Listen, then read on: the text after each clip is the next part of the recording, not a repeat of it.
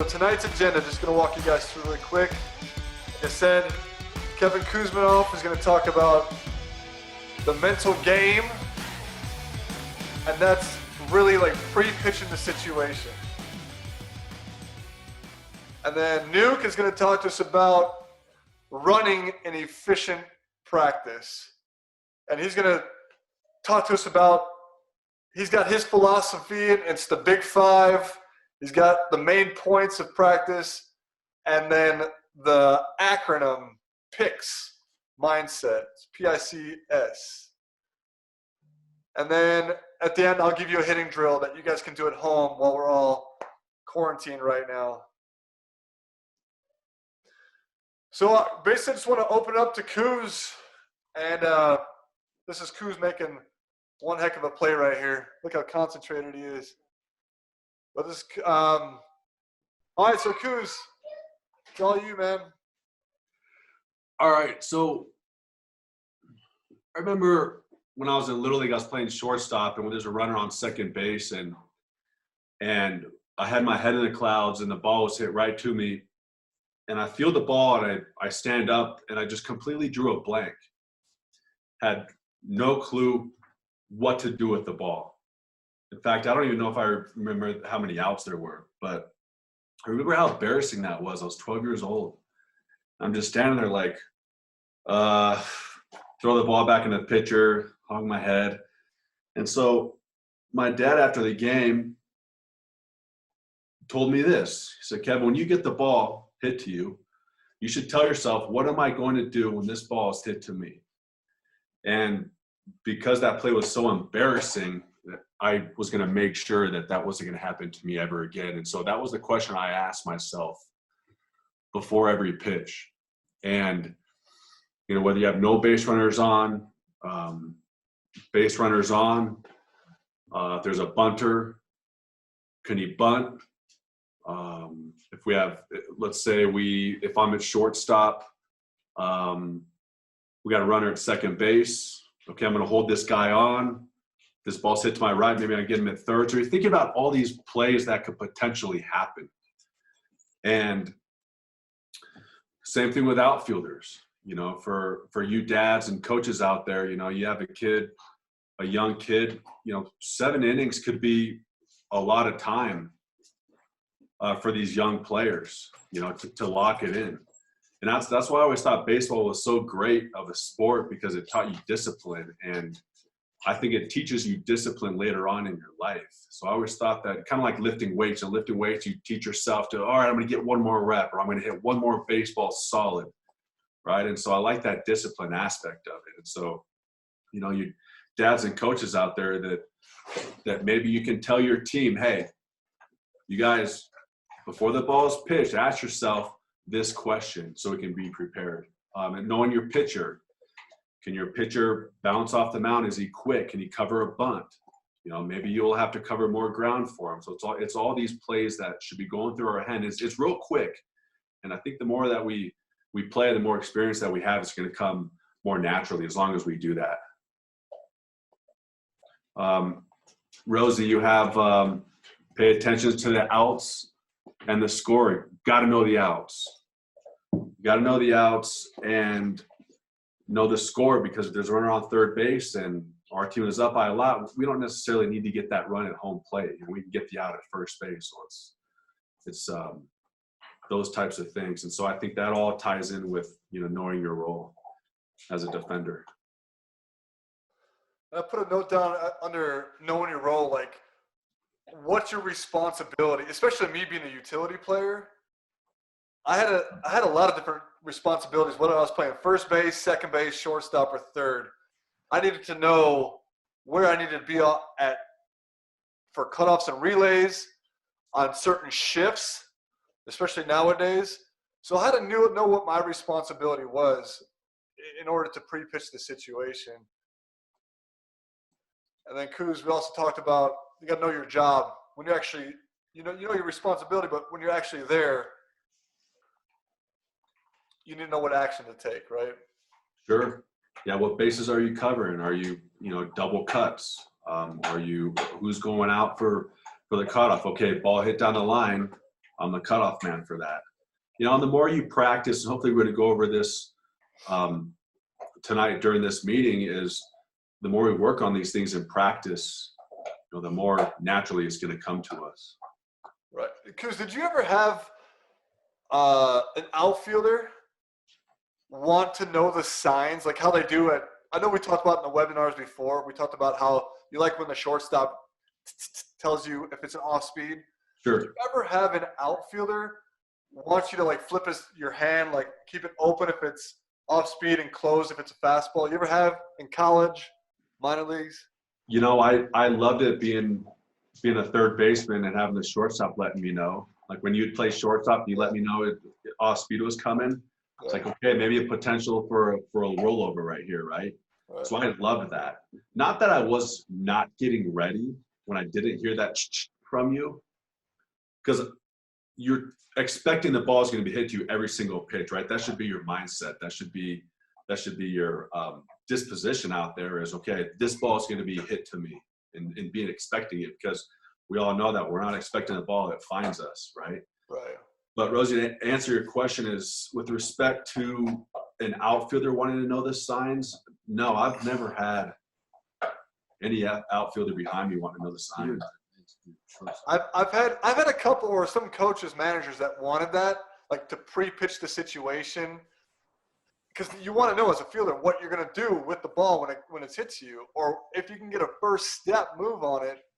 And I had one player really take the initiative, and that was John Jay. I'm not sure if you guys know John Jay, but I played with him in San Diego, and he would get on me every time because it's a lot going on here. When I'm playing shortstop, I'm telling the third baseman off speed, right? I'm trying to read what pitch it is in the first place off the catcher, because the catcher's throwing all these fingers down, and with the guy in second base, it's tough to read because you have the whole sequence. And now I'm telling the third baseman what's coming, and now John Jay wants open hand, closed hand, and I missed it a lot. And we would both come back to the dugout, and he'd let me know, like, Rose, I need to have that, man.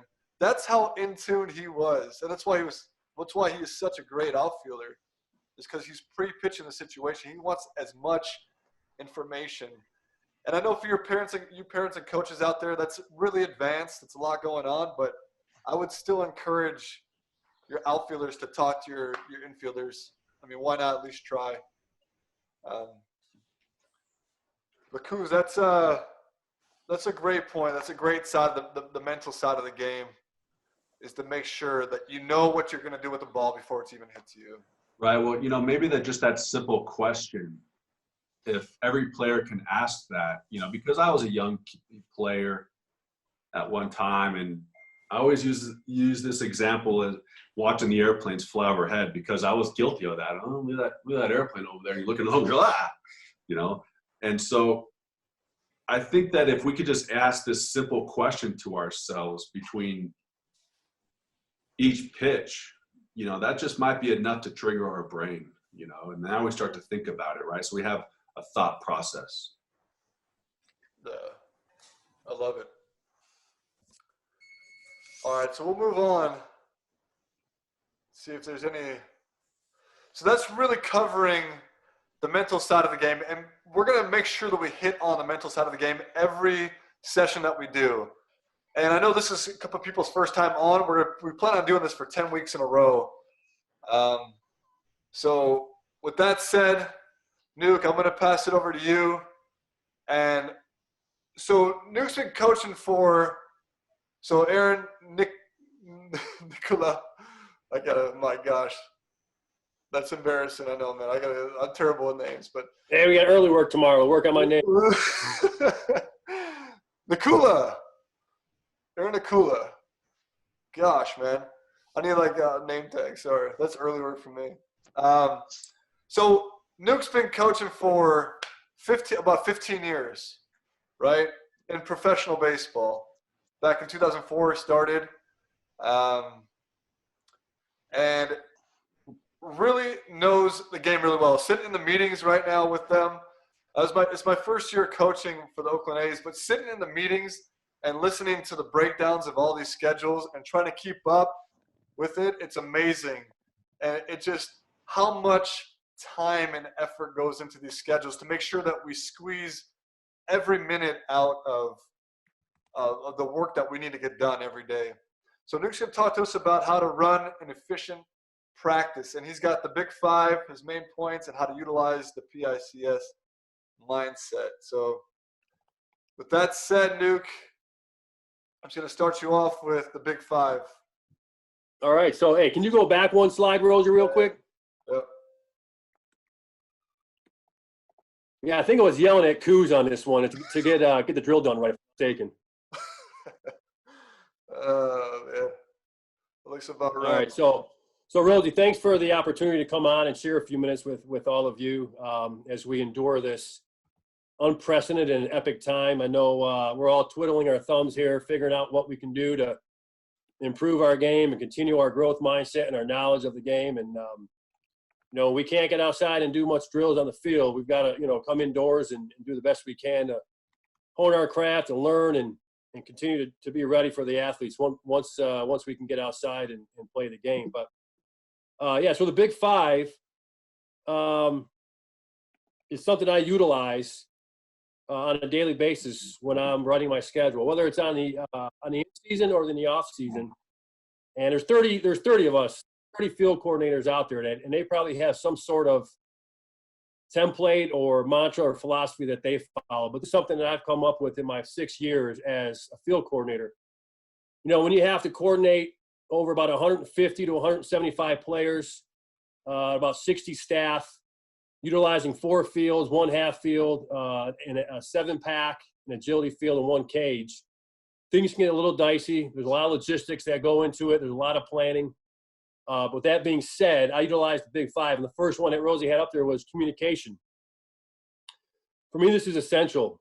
Communication with coaches, with the players, with coordinators, with all the staff to make sure that we're all on the same page. Well, what I do usually is I write the schedule the day before, and then I send it out to all the players and coaches. Then we come in our staff meeting, and then we go over the schedule, make sure it's tight, so when we go out on the field, we can execute. The second one is collaboration, and these kind of go hand in hand with the communication and the collaboration.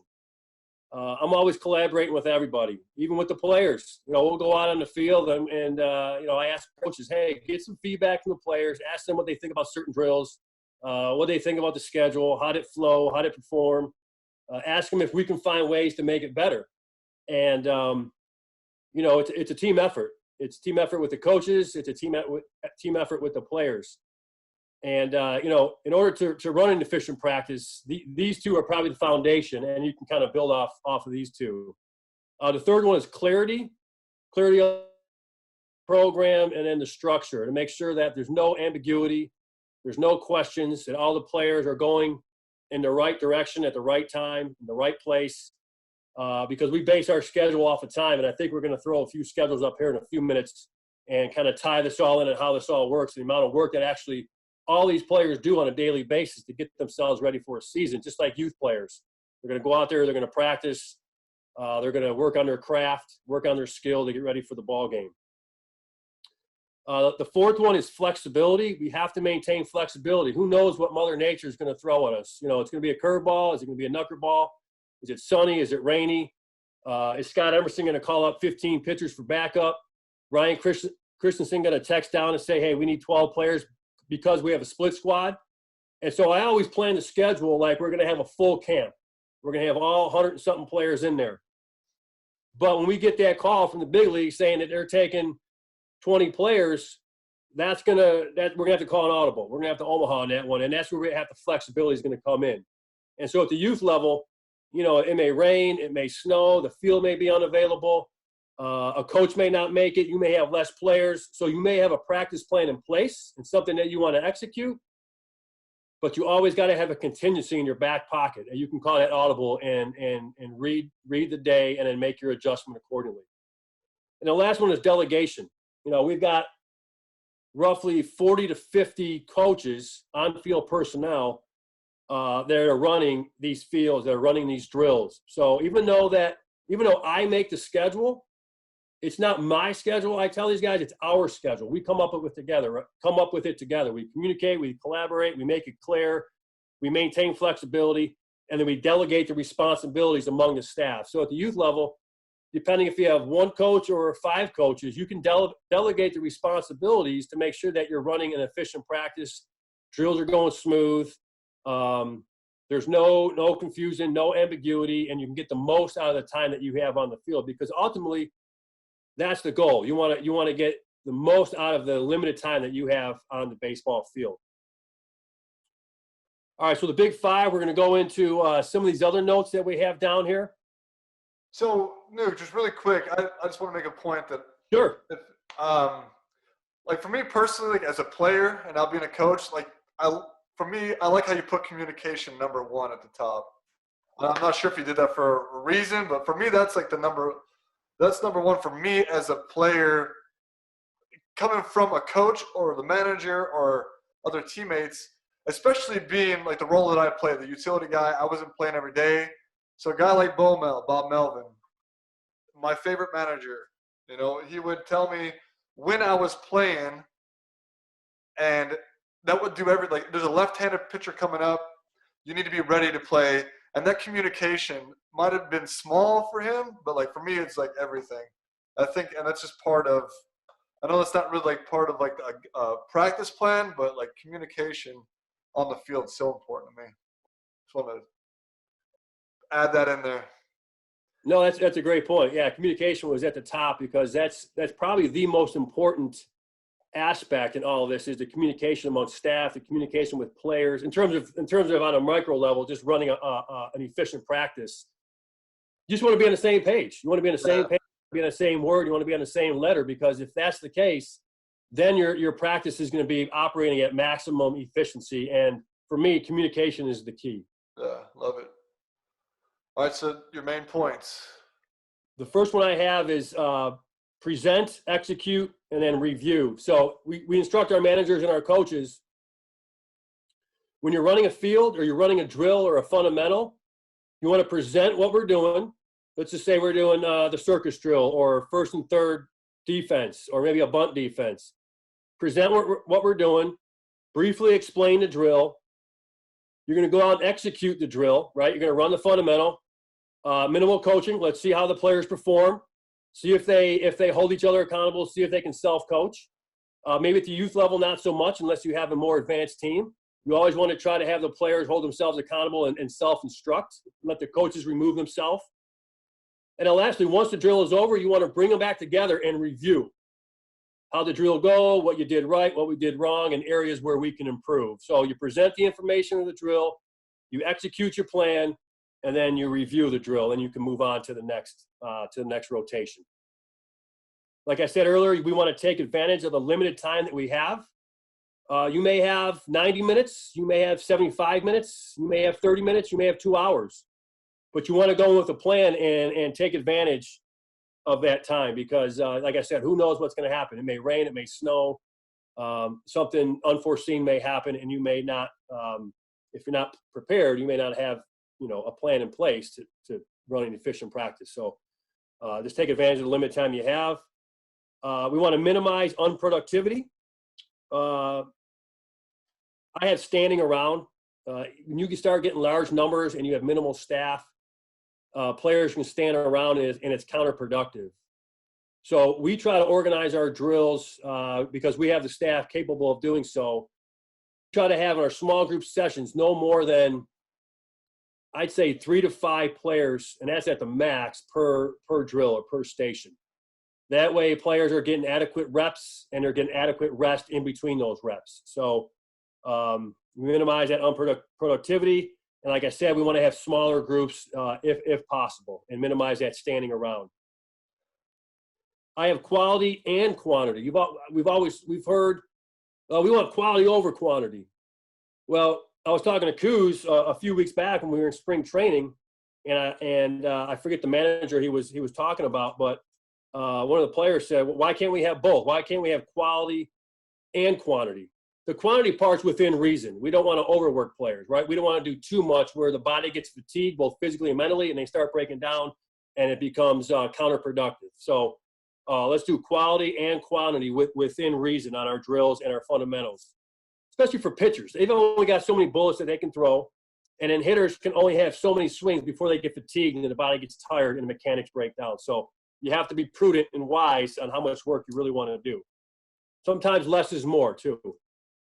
I have focused on one thing at a time. It's actually a pretty good book out there called One Thing, and it talks about when we multitask, it actually divides our attention away from the one task at hand. And so when you're performing a drill, we want our guys to focus on one thing. If it's a backhand, focus on the backhand. If it's if you're working on a swing mechanic, focus on one mechanic. Don't throw the whole kitchen sink at them, because the wheels are just going to spin and the kids are going to regress instead of progress.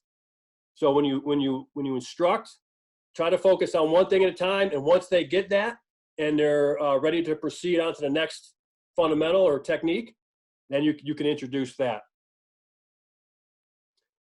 We like to utilize competitions. This is a huge thing. Little Book of Talents. It's a nice little book.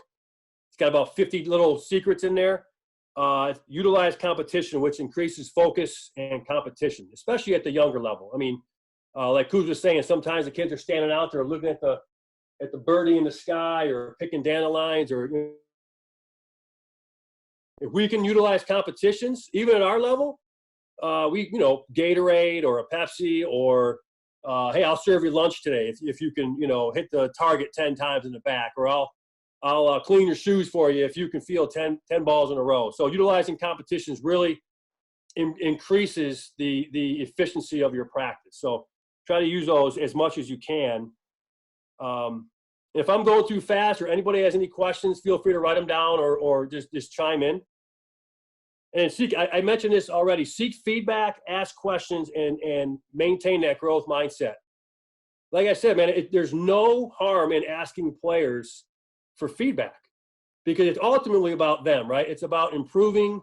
It's player development, right? It's about improving the skills of the player. At our level, we're trying to get these players up to the big leagues, to pitch for Scott Emerson, to play for Bob Melvin. And so we ask questions. How'd it go? How'd you feel? What do you think about practice? How can we improve? Okay, duly noted. We'll make a note of it. And I've actually changed the practice plan in conjunction with my staff and the coordinators. I said, hey, we got some feedback from a number of guys. They think we ought to do something a little differently. Okay, no problem. I think I'm humble enough to be able to make that adjustment. And then lastly, you want to implement variety. I know I talked about one thing, but you also want to have variety too. Variety is the spice of life, so to speak, right? So you're going to have your time allotment for each drill or each fundamental, but you want to make sure that you're covering enough where the kids are maintaining focus as well. So it's a delicate balance. You've got to make sure that you have both.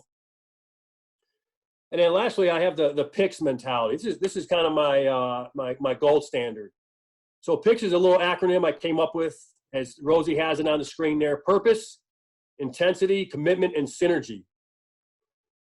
So every practice that we go into, this is kind of what our goal is, right? We want to have purpose. What's our intent? You got to know what you want to accomplish. You got to know what you want to accomplish when you go in, right? That's your blueprint. You got to have purpose and intent.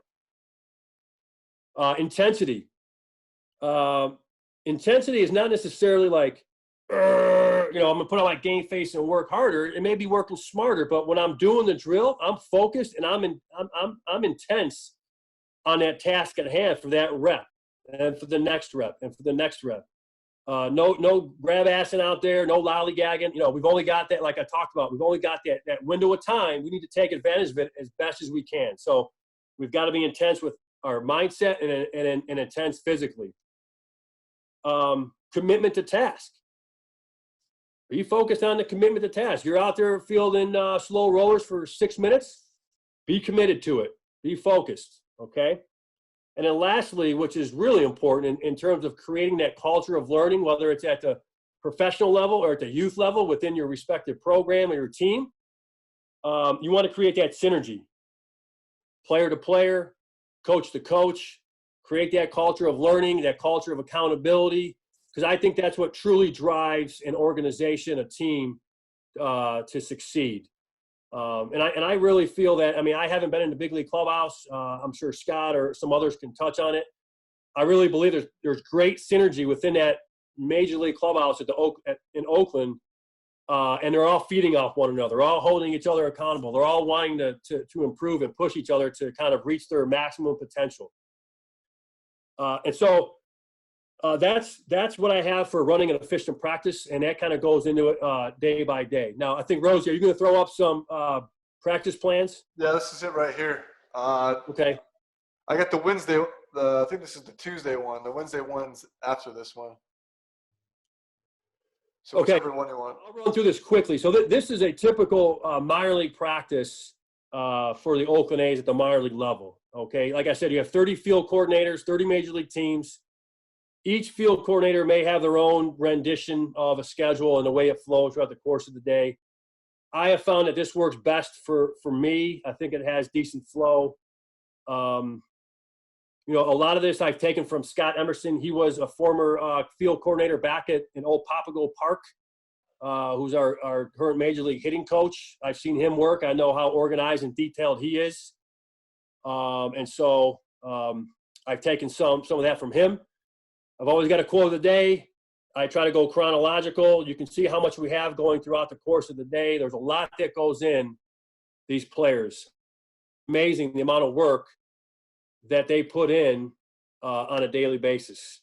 Okay, so here, if you go to the position player and catcher schedule, they're on the field stretching at 10 o'clock, and it looks like they're off the field by 12:35. So what is that? It's 2.5 hours of practice. A stretch, a throwing program. We've got a team fundamental rotation. You can see how we kind of rotate through there. Bunty, free range, picks and rundowns, pop up priority. We move on down to coach's BP. We've got multiple groups. We've got our BP rotations. We go defense, which is drill work, to defense ground balls, to base running at second, different reads, to hit. And then there's our BP routine, 6 pitches, 12-minute rounds, middle, oppo, gap to gap, low and hard. We take lunch, and then I think we came out on this particular day and had a sim game, probably about a 7-inning sim game. So practice, lunch, sim, and this is pretty much a regular schedule for a non-game day. Move on to the next schedule, which will be a game day schedule. Just kind of zoomed in. I might not have the whole thing. That's okay. So we'll just focus on the top. I love the quote at the top. I think that's a Greek philosopher. I'm not exactly sure how to pronounce his name, but looks pretty cool. Let's see here. How long are you going to wait before you demand the best for yourself? So just a little food for thought for the players when they come in to read it. Maybe kickstart their day, get them thinking a little bit of, taking advantage of the time that they have on the field. Because once the day is over with, once the day is done, you never get it back. So you always want to, take advantage of the time that you have. So I'll go over this briefly and I'll close it out. You can see at the top we have Stockton and Beloit. It's a modified schedule because we have a game at 1 o'clock against Colorado. Basically, you see the pitchers. They're a short day. There's active warm-up, stretch, a little bit of game review, which is huge, by the way. So if you do manage a team at the youth level, it behooves you to have a game review the next day or the next practice. Kind of a plus and minus to go over what went well, what went wrong, areas of improvement. Doesn't have to be long-winded. It could be short, 5 to 7 minutes, but at least it provides them an opportunity to understand how they can get better and increases and improves their baseball IQ, because that's ultimately what we want to do, right? PFP, and then they shag, and then we have the position players go through a modified program, schedule, game review, stretch, base running, BP, throwing program, defense, come in for lunch. We hit the bus, a 1 o'clock game versus the Rockies. So that's running an efficient practice in a nutshell. And those are our schedule templates. How long does it take you to actually sit down and write this up? I mean, I know you have a template of plugging it in and whatnot, but how long does it take to do this?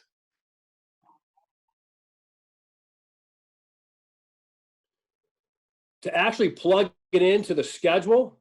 Yeah, well. It takes me about 2.5 to 3 hours. Oh, smokes. That's the tip of the iceberg.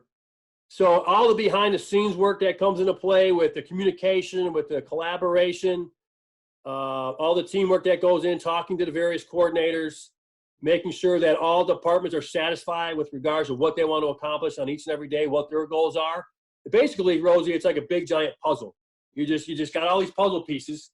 You got hitting, you got defense, you got strength conditioning, you've got major league, you've got medical, you've got Mother Nature, you got grounds crew. There's a lot that goes in, and you basically just kind of plug it all in, type it up, and then spit out a schedule, and the process starts all over the next day.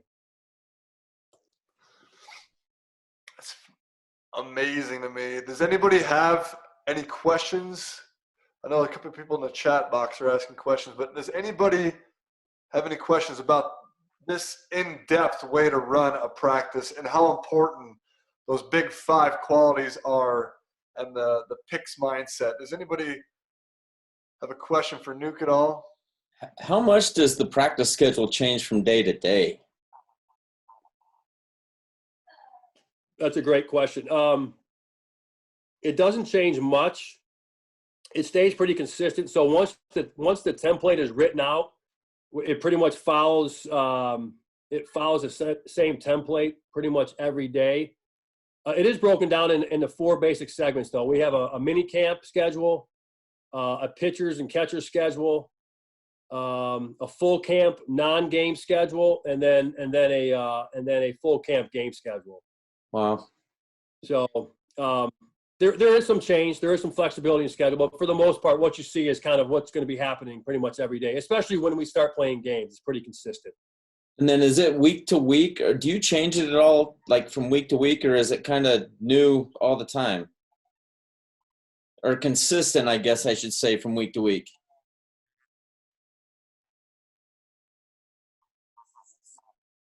Yeah, that's a good question. It's pretty consistent week to week. Okay.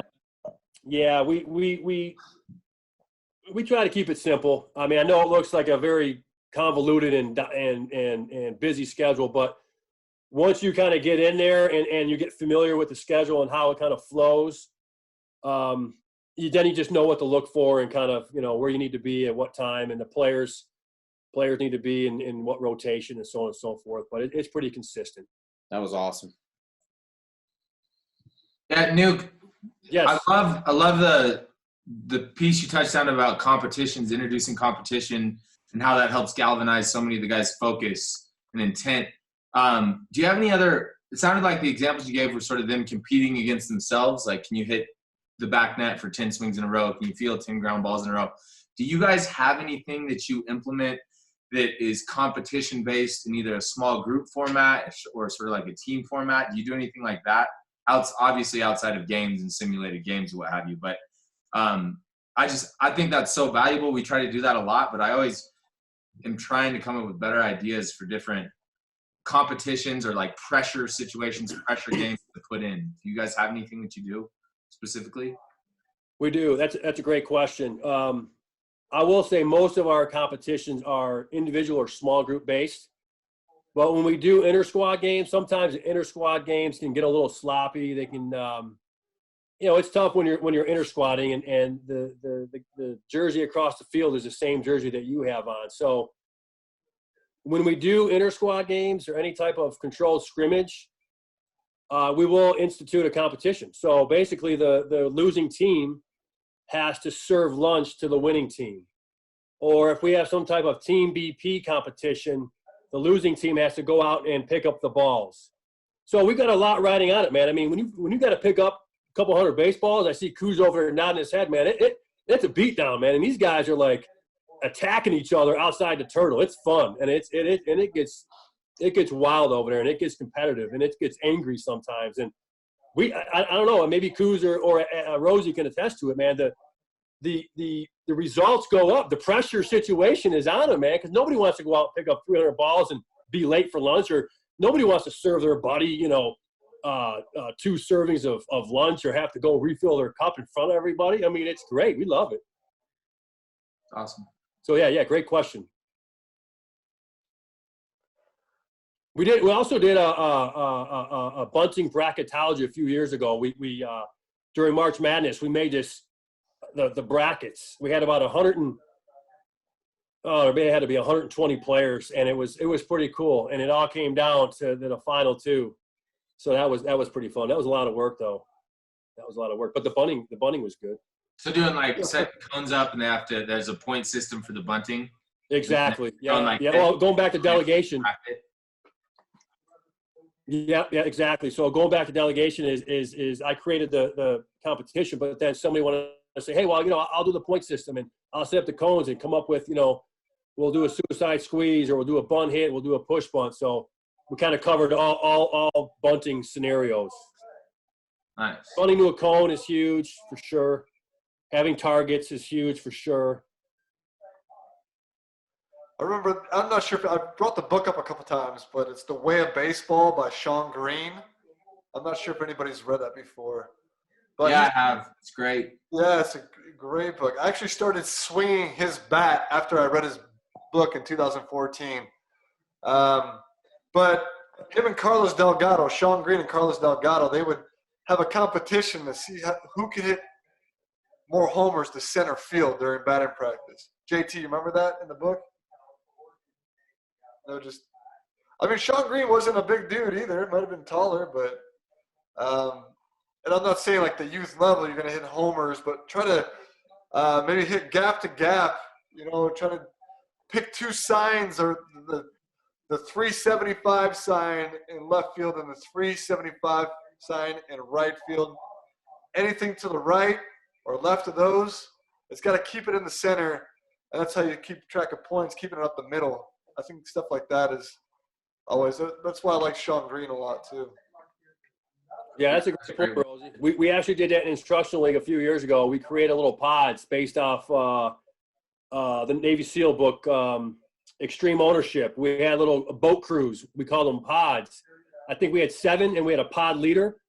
And I will save this for another day, but it was tremendous. And part of our competition, pod competition we called it, was setting up targets throughout the field. We had an L screen, then we had 2 base screens, a short and second, and then we had 2 screens out left and center, and they had to try to hit the targets for competition. Kind of just staying up the middle. That's awesome. I see a question on here. Is there a software that can do it, or an Excel? This is an Excel program. I don't know of any software that can create the schedule, so it was created off Excel. Can I ask a question real quick around Sure. around my question? Specifically, is this agenda handed to players and coaches and staff every single day, or they just routinely grab it and they just know exactly what's going on, or is it such a repeated process that they don't even need to grab it every day? They just know what's going to happen. The schedule?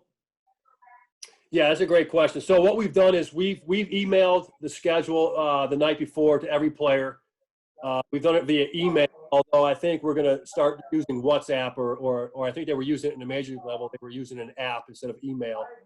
So the schedule is emailed to the players so they can see, okay, I've got to be at the field of the complex at 7 o'clock. I've got early work at 7:45. I've got to get my 30 minutes of active warm up in. I've got to get breakfast. So the players get it the night before. The next day they come in. It's posted on the wall in about 8 different places throughout the complex.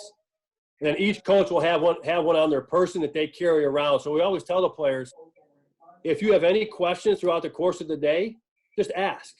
Just ask. And we make sure that we have a schedule review in the morning. Usually we charge the managers to go and meet with their specific groups or teams to go over the schedule, because the schedule we send out at night may not be the schedule that's posted in the morning, and the schedule that's posted in the morning may not be the one that we present to the players in the game review because of changes. And so we make sure that we notify them of those changes if there are any. But yeah, to answer your question, players are free to pick up a schedule and have one if they want, no problem. It's got to be black and white though. We're on an ink budget.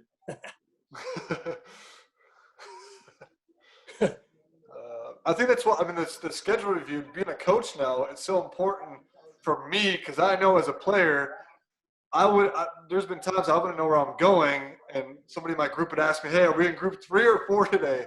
I wouldn't know, and I would always ask a coach.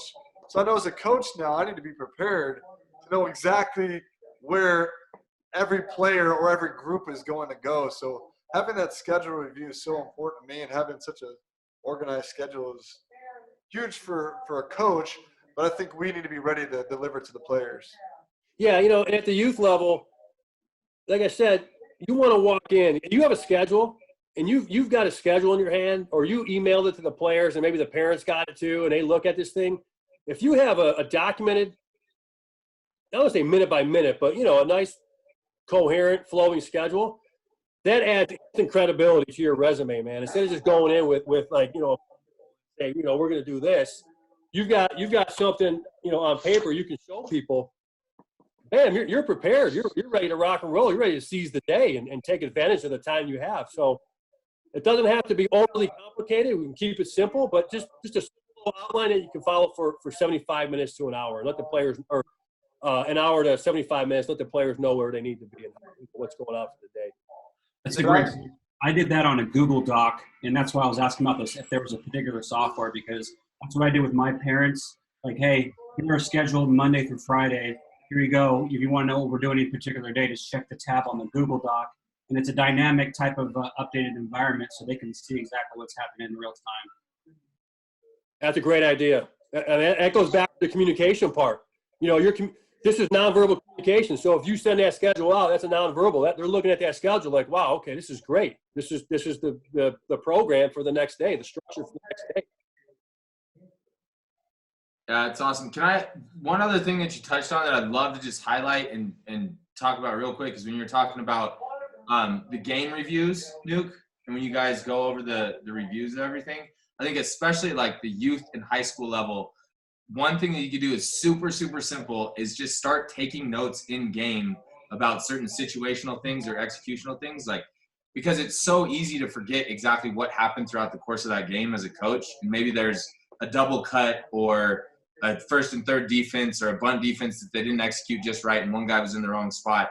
And like, if you just have a little notepad in your back pocket and take notes in between innings, it can be incredibly informative for then how you build your practice plan the day after.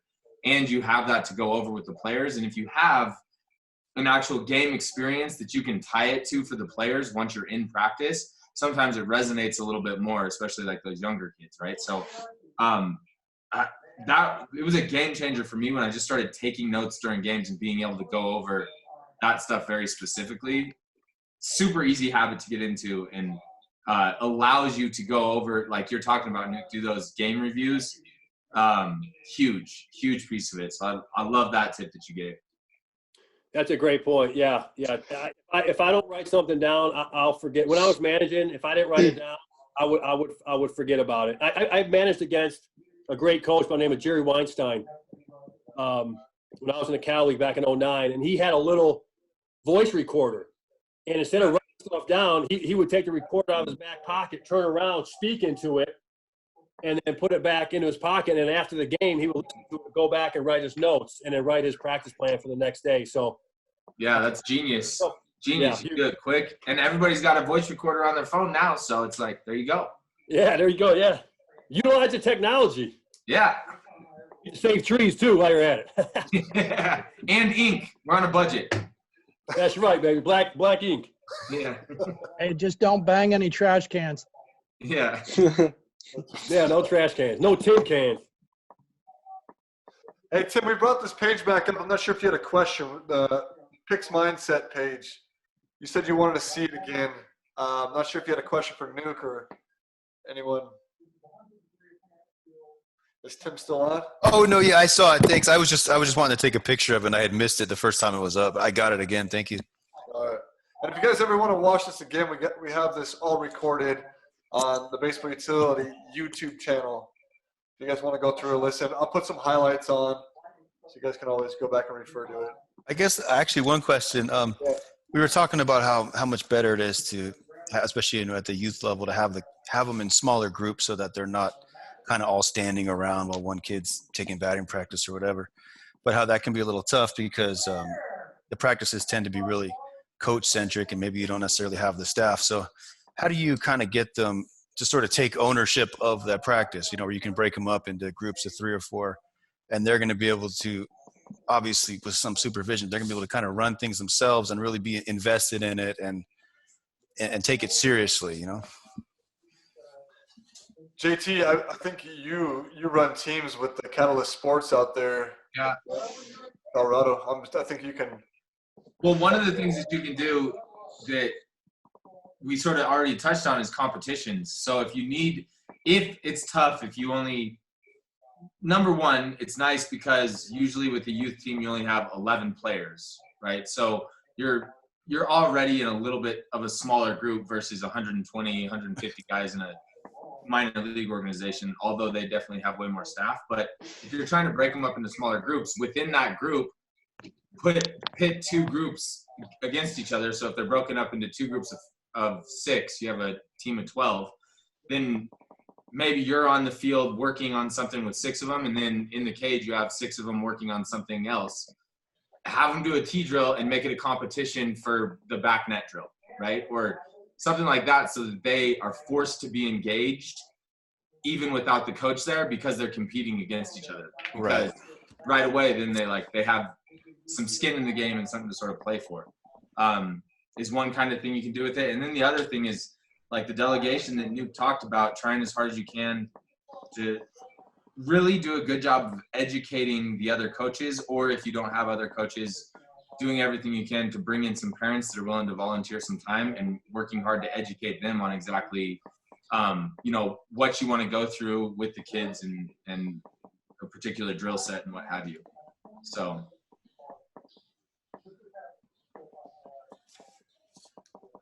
Timmy, did you get all that? Oh yeah, thanks. Hey, Rosie, one last thing I do want to touch on.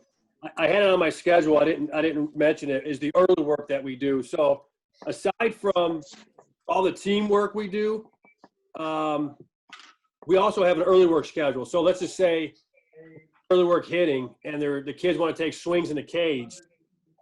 Usually, because of the staff we have, we usually delegate hitting coaches to go out there and they're assigned a cage or they're assigned players, and they'll go in there in a small group, maybe 1 or 2, 3 tops, work with them for 20 to 30 minutes.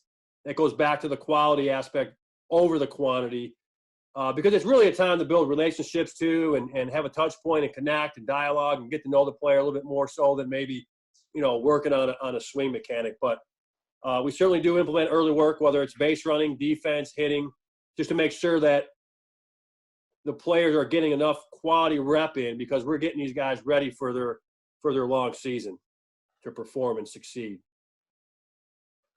That's a great point, Nuke. Thank you. Yeah, you bet. So I just got a question from Coach Steve as well about the high school kids for players who play multiple positions, who pitch, play shortstop. You asked, how would you fit it into a schedule for a player getting his pitching work and his defense work in? We have Scott Emerson on tonight, and Scott and I were messaging back and forth. Scott's the Major League pitching coach for the Oakland A's as well, and I believe he has some background in youth baseball as well at EMO. I know you and I were talking about, I like that one point you made about you warm up to throw, we don't throw to warm up. Kind of like so it kind of goes, I feel like it's a good segue into what Coach Steve is asking. Emo, if you want to take that question, if you're all right with answering that question, how do you fit that player in if he's a pitcher and a shortstop without overkilling his arm, or make sure he's in there? Well, generally what happens at the youth level and high school level is the pitchers during practice get kind of pushed to the side. And it's factual. And I'm not just saying that because I'm a pitching guy, even though Nuke said I was a hitting guy earlier. But if you look at a lot of youth coaches and you look at youth high school coaches, you practice hitting, defense, and then you may be paying attention to pitching. When you win ball games, it's pitching, defense, and timely hitting that win ball games. I see too many youth pitchers warming up with no coach down in the bullpen. Some of these guys might throw 50, 60, 75 pitches before they even get into the game. So when it comes to dealing with two position guys, we do talk about we warm up to throw, we don't throw to warm up. I see a lot of coaches that will, they're pressed for time, and they're yelling at the kids, hurry up, we got to take infield. Yet the throwing part becomes secondary. The throwing part, throwing is a major part of being a good player, handling the baseball, whether it's throwing to the bases or pitching. But to get to the question, when these guys, the shortstop gets lubed up and ready to go, boom, he should go to the mound and throw his bullpen and maybe take ground balls that day and no throwing to the bases. You have to think about his arm, the choices that you are making. It's okay after you throw the bullpen to take his ground balls, but that day he worked as a pitcher. Active warm-up, as Nuke talked about earlier, right into the throwing program, which you should have a structured throwing program. I mean, here we are. I'm in the big leagues. I got 13 big league pitchers. We have a cone throwing program. Now, these are guidelines, and some guys have different, throwing programs, but we try to stay within these guidelines. But these pitchers should go from active warm-up, throwing program, right to the bullpen. There's no, I think you put a lot of stress on their arm if you go from active warm-up to play and catch, to go take infield at shortstop, to hit in the first group of batting practice, and then go back to throw the bullpen. So I think you have to be smart enough to understand that day, I got to train him a little bit differently. He'll still get his ground ball work in. He'll still get his batting practice in, but it's active warm-up, throwing program, mound work. And then after that, maybe some BP and some ground ball work. You just got to be really smart about it. So, Emo, that sounds like it takes a lot more preparation for a coach. Like, you have to be aware of that before that's even the day of. You can't be doing that the day of. You have to know who's the pitcher today. You have to know that the day before at least.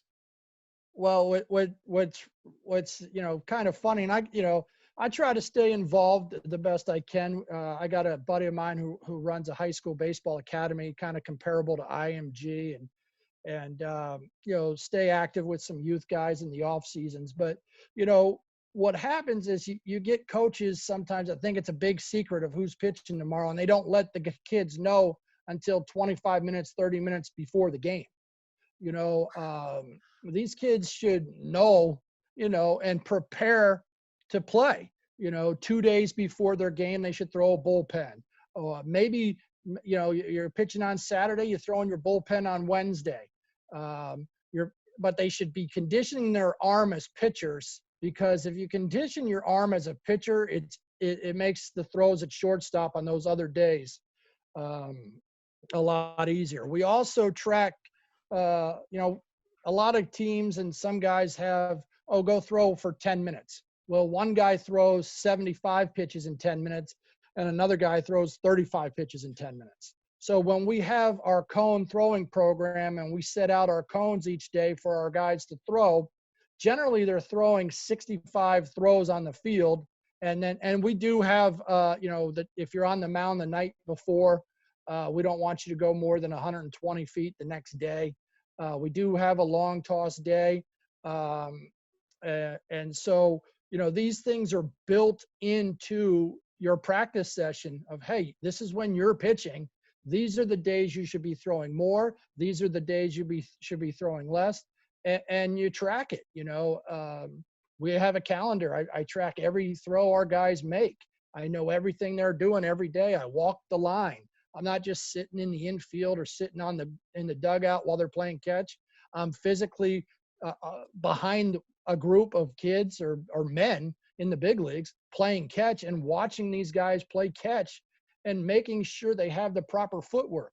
And these are major league players. And I'm still constantly walking the line and making sure they're having the proper fundamentals of throwing, because I know how important throwing the baseball is in a baseball game. Man, and that's just caring about your players, Well, I love hearing it, Emo. I mean, Rosie, the first thing, if I can get to it, the first thing I tell a player is I don't work for you. You don't work for me. We work together to get you to be the best baseball player you can possibly be. If I care more about your career than you care about your career, you're in trouble. Now, with that being said, you got to have Nuke hit it right on the head on number one, communication. If a kid or a player doesn't want to do what you're telling them to do, and you keep forcing him to do it, he's not going to have success. I mean, I've been doing this 21 years in professional baseball. You got to sell it good enough, and you got to get them and you to have that relationship that he trusts what you're saying. If you don't, he's not going to maximize his potential. So if you go ahead. I was just saying that just reminds me of the S Nuke's in the Picks mindset, the synergy, right? Like Yeah, you have to have that. I was just if these, a football player. you know, if the vision of a guy is your vision and not his vision, he's not going to be as successful because he hasn't bought into it. So you got to find creative ways. You know, I'll talk loud to one pitcher, hoping another pitcher will hear me. And then 2 weeks later, he might come up to me and go, "How come you've never talked to me about it?"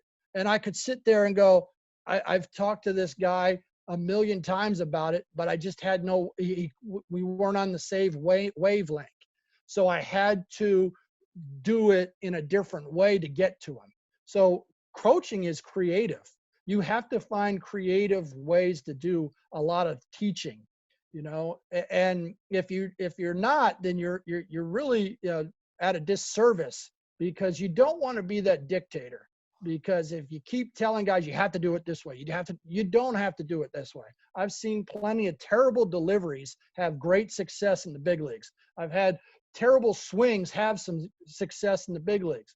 You know, and what we're trying to do as coaches is kind of set a guideline that these guys that do it this way are more successful. But you're going to have players who do it a totally different way that are very, very successful at doing it. And you got to decide sometimes, am I going to take the risk of trying to make a big change on somebody and then all of a sudden he gets worse? You know, I look at a lot of people. I remember we had Tyson Ross, and if you guys know Tyson Ross, I had him in Double-A. I thought he's the greatest pitcher in the world, and I still think to this day Tyson Ross is a great major league pitcher. But the gurus out there wanted us to lengthen out his stride. And I said to the organization, does he throw 95 to 100? They said yes. Does he have one of the best sliders in the game? They said yes. Does he have one of the best sinkers in the game? They said yes. I said, so if I lengthen out his stride and he comes back throwing 90 miles an hour and you say, hey, what's going on with Tyson Ross? I'm going to say, I don't know, but he's got a longer stride, huh? You like that? But that's not the case. The case is trying to find a way to get to your players to be successful. And if it's a lot easier for the coaches to make the individual adjustment to the players than having all the players make an adjustment to the coach. So you have to listen to your players. Now, some of them, they just weed themselves out. When I was the pitching coordinator, this guy wanted to do what he wanted to do. You know, a 6.5 earned run average later, he's out the door. I tried to tell him, hey, let's work together. He just didn't want to do it. So there are fine lines to everything. And we all, as coaches, we have a great guideline. But your communication, and Nuke nailed it, is number one. And I tell the guys, look, there's no backstabbing me if you have a bad year, because if we're in good communications, we're doing the things that you want to do, not what I want to do. But that's where good coaches find a way to get to their players. And it may take a while, but you're finding that way to touch that player with a touch point and get him to be the best player he can be. Because that's all we're trying to do, is maximize the potential of every player. And it's not us. Hey, look, my best pitch was my pickoff move. That's why I started coaching at 28 years old. So you have to find that niche and find that way to get to people. Use your resources. Every player has drop-down menus, and you're part of that drop-down menu. Man, that's amazing, Emo. And the one thing that I was thinking when you're saying all this different stuff, like get to the player, get him what he needs, or find a way to coach him. it reminds me of the main point that Nuke made about the variety. You have to have the varieties, the spice of life, right? You got to make sure that you have different options for these players to adhere to. They're not going to do it the same. You can't cookie cut them. That is, from what, just listening to you, all your great insight, that's what I got out. And I'm not sure if anybody else has questions. You're working for them as a coach. I mean, That's right. that's plain and simple. You're working for them, and you do have the ability to fire them, even though you're working for them, or you have the say. But you got to develop that relationship that they can come to you and say, hey, what do I need to do? Basically, look, if I got a pitcher in the big leagues who's dealing, I'm not working with them that much. I'm talking to him. We still do the game plan, but I'm not getting in his dome. Once you get in his dome and you think you have all the answers and you create a mindset. I watch all these pitching guys on the internet, and they're talking about velocity and using velocity as the one tool. Velocity is a very, very small part of being a major league pitcher or being a pitcher. It's like guys getting on the tee and wanting to hit it as far as they can, like I do, and I hit it in the woods. I'm not a good golfer. I can hit the crap out of it. I hit a long ball, but I'm not a good golfer. So the object is to get these guys to be good players. And like Rosie, you threw the ball really well across the diamond from short, right? It looked weird. Trust me. It just looked different. But if somebody tries to change you and you're picking it up and you're throwing it in the dugout, then you got worse. So you had an unconventional way to pick it up and throw it across the diamond, but it was efficient for you. So I think that's kind of what you have to look at. You have to do a lot of individual work. I don't see enough youth guys. Nuke talked about the practice earlier about 3 to 5 guys. The youth guys, say you practice 6 to 8. We'll have some guys come at 6:30. And those guys you're working on you're working your middle infielders for 15, 20 minutes. And then while they're getting a drink or they go home that day, if it's individual work day, you're working with the corner guys. You don't have to work with everybody every day, but the individual aspect, those kids love it. If you're working with somebody and you're touching 1 or 2 or 3 guys a day rather than 12, you can't get to all 12 in one day. It's hard. But if you got that small group and that intimacy, I know, Kuz started off the day with the mental approach. And when I moved up the system and in coaching, the higher up I got, the players started feeling nervous when I'd have 13 pitchers talking about mental toughness and talking about the mental game. They would rather do it in small groups or even one-on-one.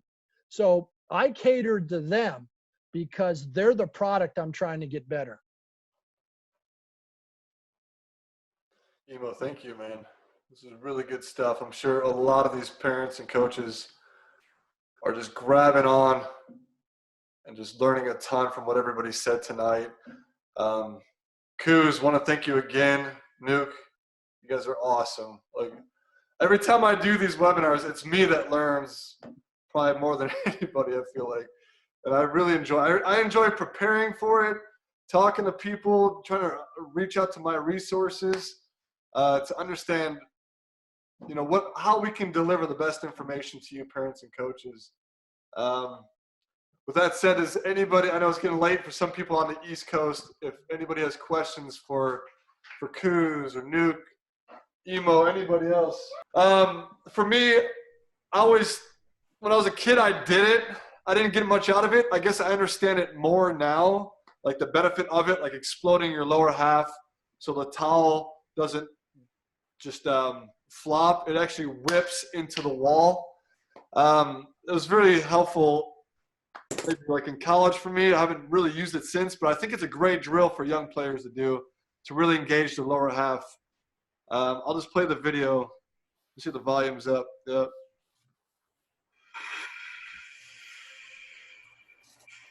So use a large towel, make a handle at one end, and a at the other end.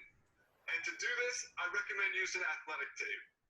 Place the outside sole of your front foot against a cement wall, because this allows you to hit against the firm front side and use ground reaction force.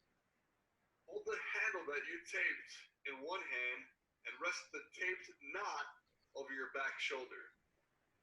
Now from that position, explode your lower half while keeping your upper body very loose and limber. And this causes separation between your upper body and hips. When you explode your lower half, the knot will remain behind your back shoulder, and you'll be tempted to use your upper body to get that knot moving. But that's only going to cause disconnection, and the towel will not whip through the zone like you want it to.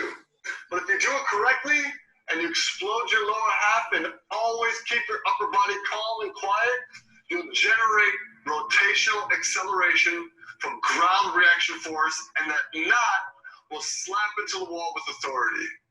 Your assignment is to do 3 sets of 8 wall slaps.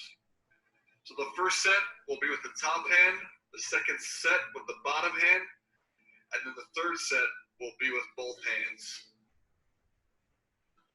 All right. You guys still hear me? We got a little. Yep. Okay, cool. Is it? I'm sure people have seen it. Does anybody like it? What's your feedback on that drill? Do you think it'll help our youth at all? Yeah, I think it's great. We'll be doing it tomorrow. Rosa, you need to give that drill to Bushy. I think he'd like that drill. I've been around that guy 16 years. I think he'd like that drill. You think so? Yeah. That's why I'm on here, Rosie. I'm a pitching guy trying to learn hitting so I can defeat you guys. I can get our guys to defeat you guys. Yeah, I mean, I appreciate that feedback, Emo. Yeah, I like to use it with the young kids for sure, just to get them to get a feel, but yeah, I've used a towel drill with pitchers, and some of the gurus nowadays, it's illegal to do that. They won't let you, but I'll continue to do it in the big leagues with guys, because it gives them something in their hand and it gives them some feel. But I like that hitting drill right there. Kuz, what do you got on it? I want to hear your feedback. That's great, man. You get your top hand in there, you get your bottom hand, and then you're combining them both together with both hands. I mean, I think a lot of us these days, it's tough to get outside into a batting cage or get on the field. A lot of stuff's closed, and so we have to make do with what we have. And I think that's a great drill. Just the more reps we can get, doing that stuff. I mean, you feel the big muscles working in your body with your top hand, bottom hand, and putting it both together. I think it's great. Cool. That's awesome feedback, man. Yeah, especially right now during this time, right? Perfect quarantine drill. Yeah, this would be something you can do. I don't know. I wouldn't do on those nice painted walls. Who just painted the room? Somebody just told they were painted the room. I forgot who it was. Nuke. Was it Nuke? Yeah, it's nice and green, baby. Look at that. Oakland A's. Look at that. Like mint chocolate chip. That's right, man. Yeah. That's awesome. Well, guys, again, I appreciate everybody being on. I really look forward to doing this. Kuz, Nuke, Emo, everybody else that's on. Thank you guys so much for being on. We'll be on next week. I don't know what the topic is next week. I'll prepare it, and we'll get back on and learn some more, increase our baseball knowledge. Like Nuke says, it's the growth mindset. It's going to get us to the next level. So thank you guys. Thanks, Coach. Hey, thanks, Adam. All right. Guys, have a good night. Thank you.